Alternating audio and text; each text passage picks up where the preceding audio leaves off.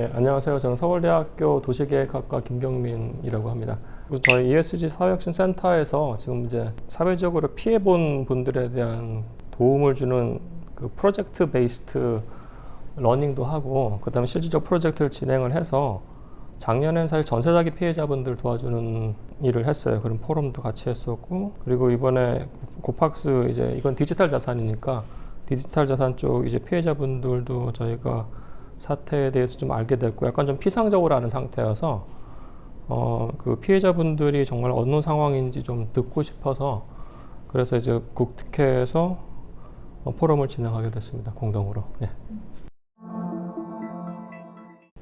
안녕하십니까. 저는 고팍스에서 고파이 상품으로 피해를 입으신 피해자분들의 모임의 대표로 활동하고 있는 사효리입니다. 어떤 경로로 고파이에 투자하게 되셨고 어떤 설명을 들으셨나요? 네. 그러니까 우선 이해해 주실 사항이 이제 그 당시 이용자들은 그 위험한 투자 상품에 이제 투자를 한 건 아니었고요. 고파이는 이제 고팍스라는 거래소에서 운영하는 디지털 자산 예치 상품이었고, 고팍스는 우리나라 금융위원회에서 인증한 국내에 딱 5개 있는 원화 거래소 중 하나입니다. 그 국내 원화 거래소는 그때나 지금이나 어피트, 빗썸, 코빗, 코인원, 고팍스 뿐이었습니다. 그리고 고팍스는 그 당시 세계 최대 디지털 자산 운영사인 DCG 그룹의 계열사와 제휴를 맺고 고파이 예치 상품을 운영하고 있었습니다. 당시에는 광고를 통해서 고파이 상품을 알게 되었는데요. 국가에서 인증한 원외 거래소에서 원금 보장도 확실하고 연 5%의 이익률이 나오는 안전한 상품으로 설명이 돼 있었습니다. 실제로 몇 년간 고파이 상품은 운영도 잘 유지되어서 많은 이용자들이 믿고 해당 상품에 자신의 디지털 자산을 예치하게 된 겁니다. 그러니까 예금 같은 거죠? 예금이요. 정기예금이라고 보셔야 돼요. 6개월은 5%였고 뭐 3개월 예치하는 거는 1.5% 이런 식으로. 문제가 무엇이었다고 보시는지 얘기해 주실 수 있어요? 우선은 이제 저희의 예치했던 상품이 운영했던 회사의 파산으로 해서 돌려받지 못하게 되어서 고팍스가 빠르게 바이낸스와 제휴를 해서 바이낸스에게 지분을 넘기면서 저희의 그 피해 자금을 이제 복구하려고 진행을 하고 있었고요. 저희가 모든 법적인 절차대로 해서 FIU에 이제 임원진 변경 신공을 냈었는데, 이 부분에서 계속 시간이 이렇게 2년째 지나오고 있는 상황이고요. 구조적인 문제를 하면은 그 FIU 담당자에 대한 권한이 너무 크다는 점, 신고제인데 허가제처럼 운영을 지금 하고 있는 상황이거든요. 그리고 저희 고팍스 임원진들을 불러다 놓고 미팅을 했을 때 바이낸스는 범죄 집단이라는 이런 것을 운운하면서 지분을 줄이라고 요구도 하고 대주주의 자격을 갖추지 않도록 이렇게 요구하는 부분도 있었고, 실제로 그런 부분들은 공문을 통해서 지배구조를 개선하라, 그다음에 재무구조 개선하라, 이렇게 공문도 발송을 했었어요.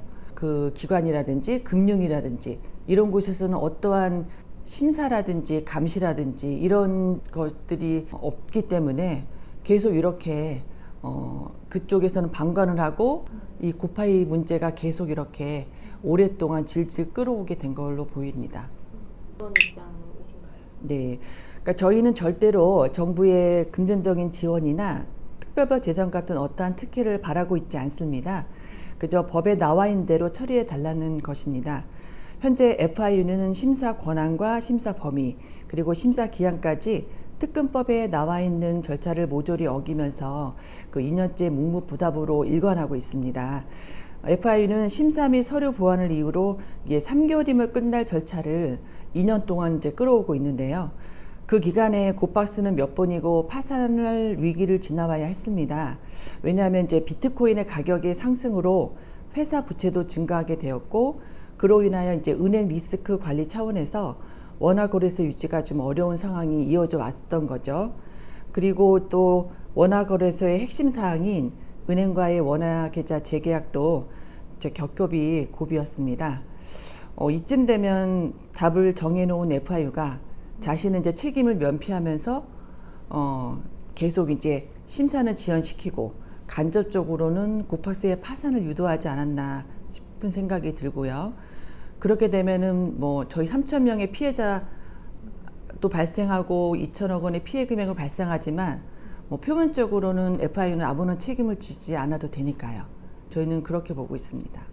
어떤 제도적 한계가 있는? 사실 제가 봤을 때 이게 제도적 한계라기보다는 그 행정의 리더십의 문제이고 어떻게 보면 이제 자의적인 어떤 측면이 굉장히 많거든요. 특히 관련해서 이제 제가 봤을 때 이거 거의 그림자 규제라고 봐요. 사실은 그림자 규제라는 게 정의마다 좀 다르긴 합니다만은 그 하지 않아야 될 것도 자의적으로 하는 경우가 있고 해야 될 것도 안 하는 경우가 있는데 이 부분에 대해서는 해야 될 상황임에도 불구하고 안 하는 거예요, 사실은. 근데 이제 안 하는 게 그러니까 원칙적으로 동의할 수 있는 부분도 있을 것 같아요. 본인들이 봤을 때 외국계에 대해서 뭔가 안 좋게 본다고 하면 그럴 수도 있으나 그것과는 전혀 상관없는 사람들이 피해가 다수가 발생한다고 하면은 이거는 사실은 문제인 거거든요. 이걸 풀고 그 다음 단계로 나가야 되는 것이지 아무것도 안 하는 거는 어떻게 보면은 굉장히 무책임이라고 생각을 해요. 그래서 지금